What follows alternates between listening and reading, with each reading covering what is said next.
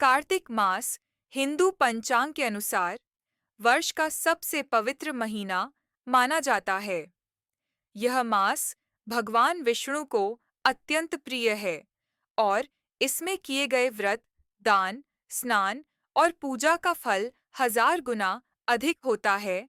आज हम जानेंगे अध्याय 2 के बारे में। श्री सूत जी यहाँ तक की कथा सुनाने के बाद बोले, हे ऋषियों, यह तो था भगवान को प्रिय कार्तिक मास का महत्व और व्रतों का विधि विधान।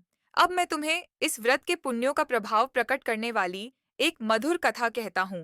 ध्यान पूर्वक सुनो। एक समय देवर्षि नारद कल्प वृक्ष के पुष्प लेकर द्वारिका पहुंचे। भगवान श्री कृष्ण ने उनका स्वागत किया और पूजन कर उच्चासन पर बैठाया। नारद जी ने कल्प वृक्ष के वे सुंदर पुष्प भगवान को भेंट किए। भगवान ने सभी पुष्प अपनी रानियों में बांट दिए। उचित आदर मान और सत्कार पाकर नारद जी लौट गए। उनके विदा होने के पश्चात चंद्रबदनी एवं कमल के समान सुंदर नेत्रों वाली श्री सत्यभामा ने मन में विचार किया कि मैं कितनी भाग्यशालिनी हूँ, जिसके पति स्वयं त्रिलोकीनाथ भगवान मधुसूदन हैं और अपनी 16,000 रानियों में जो मुझसे ही सबसे अधिक प्रेम करते हैं। कोई प्राणी पृथ्वी पर जिस कल्प वृक्ष की कल्पना भी नहीं कर सकता, वही कल्प वृक्ष प्रभु की कृपा से मेरे आंगन में लगा हुआ है। आखिर पूर्व जन्म में मैंने ऐसा कौन सा पुण्य कार्य किया होगा जो मुझ पर प्रभु की इतनी कृपा और स्नेह है। मन में ऐसा विचार कर एक दिन सत्यभामा ने भगवान श्री कृष्ण से पूछा, प्रभु, एक विचार अक्सर मेरे हृदय को मथा करता है। कृपया आप मेरी उस उत्सुकता का शमन करें। मेरी ऐसी प्रार्थना है। सत्यभामा की बात सुनकर त्रिलोकपति भगवान श्री कृष्ण मुस्कुराए। फिर सेवकों को वहीं रुकने का संकेत कर सत्यभामा का हाथ थामकर उन्हें कल्प वृक्ष के नीचे ले आए और बोले, हे सत्यभामा, मैं अपनी 16,000 रानियों में तुम्हें ही सबसे प्रिय मानता हूँ। तुम्हारे स्नेहवश ही मैंने देवराज इंद्र से विरोध करके यह कल्प वृक्ष स्वर्ग से लाकर यहाँ लगा दिया है। मैं तुम्हें अदेय न दे सकने वाली वस्तु भी दे सकता हूँ। तुमसे अकथ्य न कहने वाली अर्थात गुप्त बात भी कह सकता हूँ। प्रिय, मैं हर प्रकार से तुम्हारी शंका का समाधान करूंगा। कहो, तुम्हारी उत्सुकता क्या है? यह सुनकर सत्यभामा अति प्रसन्न हुई और बोली, हे नाथ, यदि आपकी मुझ पर इतनी ही कृपा है, यदि आप मुझसे इतने ही प्रसन्न हैं, तो कृपा कर यह बताएं कि मैं किस प्रकार आपके इस स्नेह की अधिकारिणी बनी, अर्थात पूर्व जन्म में मैंने ऐसा कौन सा शुभ कार्य किया था जिससे मुझे आपकी अर्धांगिनी बनने का सौभाग्य प्राप्त हुआ और आपके साथ गरुड़ासीन होकर ब्रह्म एवं इंद्रलोक के आवागमन का अवसर प्राप्त हुआ। हे स्वामी, मैं पूर्व जन्म में कौन थी? मेरे माता पिता कौन थे? हे नाथ, यह सब आप मुझे विस्तार से बताने की कृपा करें। भगवान श्री कृष्ण ने कहा, हे सत्यभामा, पूर्व जन्म में तुमने जो पुण्यदायी व्रत किया था, यह सब उसी का प्रभाव है।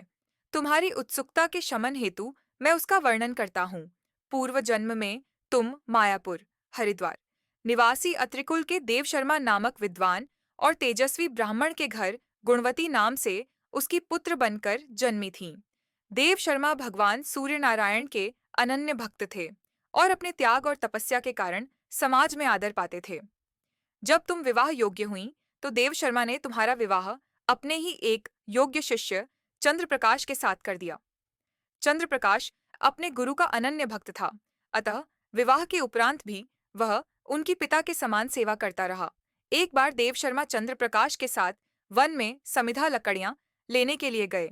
वहां उन्होंने एक महाभयानक राक्षस को देखा। उन्होंने उससे बचने की बहुत चेष्टा की, भयभीत होकर भागे भी। तब भी उस दुष्ट राक्षस ने उनके प्राण हर लिए। देव शर्मा और चंद्रप्रकाश दोनों ही चूंकि निष्ठावान भक्त थे, अतः अपनी भक्ति के कारण उन्हें तो बैकुंठवास मिल गया, किंतु गुणवती निराश्रित हो गई। भगवान श्री कृष्ण ने आगे कहा, हे सत्यभामा, जो श्रद्धालु भगवान सूर्य, गणेश, शिव, विष्णु और शक्ति इन पांचों अर्थात पंचदेव की उपासना करते हैं, वे मुझ जगदीश्वर को प्राप्त होते हैं। मैं वस्तुतः एक ही हूँ, किंतु भिन्न भिन्न नामों से पुकारा जाता हूँ। पति और पिता की मृत्यु का समाचार पाकर गुणवती बहुत दुखी हुई और विलाप करने लगी। हे पिता, हे भर्ता, तुम मुझे किसके सहारे छोड़ गए? अब मेरा भरण पोषण करने वाला और रक्षक कौन है? अब मेरा कहाँ ठिकाना है? इस प्रकार विलाप करती वह मूर्छित होकर धरती पर गिर पड़ी। फिर जब चेतना आई तो अपने घर का सामान बेचकर उसने पिता और पति का श्राद्ध कर्म किया। तत्पश्चात वैरागिनी सी होकर विष्णु भगवान के भजन पूजन में अपना जीवन व्यतीत करने लगी। गुणवती निष्ठा के साथ आजीवन एकादशी का व्रत करती रही। एकादशी के साथ साथ वह प्रतिमाह कार्तिक मास के व्रत भी करती थी। वह देव मंदिरों और साधु महात्माओं की सेवा करती। हे सत्यभामा, मुझे यह दोनों व्रत, एकादशी और कार्तिक माह के, अति प्रिय हैं। हे प्रिय, कार्तिक माह में जब सूर्य तुला राशि पर हो, प्रातःकाल ब्रह्म मुहूर्त में स्नानादि कर विधि विधान पूर्वक भगवान विष्णु की पूजा करनी चाहिए। इस माह में जो श्रद्धालु विधि पूर्वक स्नान, दान, जागरण और वंदन करते हैं, उनके जन्म जन्मांतर के पाप नष्ट हो जाते हैं। जो श्रद्धालु मंदिर में सफाई, दीपदान, यज्ञ अथवा स्वास्थ्य वाचन करते हैं, वे देवताओं द्वारा भी वंदनीय होते हैं। जो तुलसी वन की पालना करते हैं, वे दोबारा इस संसार में जन्म नहीं लेते, अर्थात जन्म मरण के बंधन से मुक्त हो जाते हैं। हे सत्यभामा, आयु पूरी होने पर गुणवती ने भी गंगा में स्नान करते हुए प्राण छोड़े। तभी भगवान विष्णु के दूत एक सुंदर विमान लेकर आए और उसे स्वर्ग में ले गए। इस प्रकार कार्तिक मास के व्रत के कारण गुणवती को भगवान विष्णु का धाम मिला।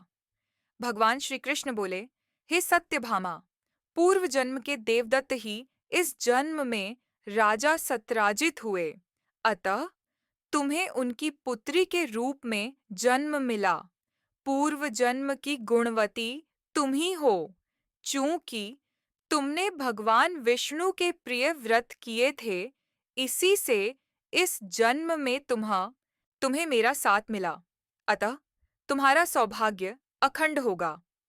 हे प्रिय, जो पूर्ण श्रद्धा, भक्ति और विधि पूर्वक कार्तिक माह के व्रत करता है, वह मुझे तुम्हारे समान ही प्रिय होता है।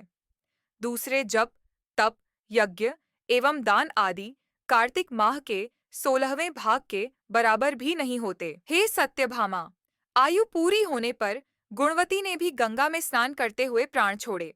तभी भगवान विष्णु के दूत एक सुंदर विमान लेकर आए और उसे स्वर्ग में ले गए।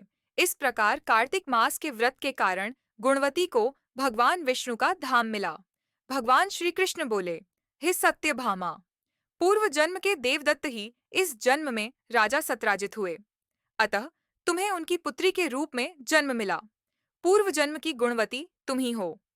चूंकि तुमने भगवान विष्णु के प्रिय व्रत किए थे, इसी से इस जन्म में तुम्हें मेरा साथ मिला, अतः तुम्हारा सौभाग्य अखंड होगा। हे प्रिय, जो पूर्ण श्रद्धा, भक्ति और विधि पूर्वक कार्तिक माह के व्रत करता है, वह मुझे तुम्हारे समान ही प्रिय होता है। दूसरे जप, तप, यज्ञ एवं दान आदि कार्तिक माह के 16वें भाग के बराबर भी नहीं होते। निष्कर्ष भगवान श्री कृष्ण कहते हैं, जो श्रद्धा और विधि से कार्तिक व्रत करता है, वह मुझे सत्यभामा के समान प्रिय होता है।